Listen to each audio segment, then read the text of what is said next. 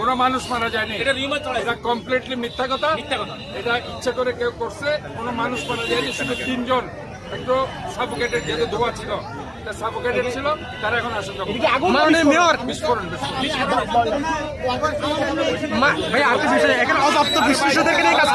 আপনি ইচ্ছা করে আপনি ইচ্ছা করে এগুলো ইয়া করছেন, মব সৃষ্টি করছেন, পুরো স্টেটমেন্ট এখানে কেউ সব ঠিক আছে। আমি তো গেছি না, হাজারে কথা বলেন কেন? নিজে আপনারা আছে তো, এরা এখন হসপিটালাইজ আছে, এখন ঠিক হয়ে গেছে, আর কোনো মারা যায় না।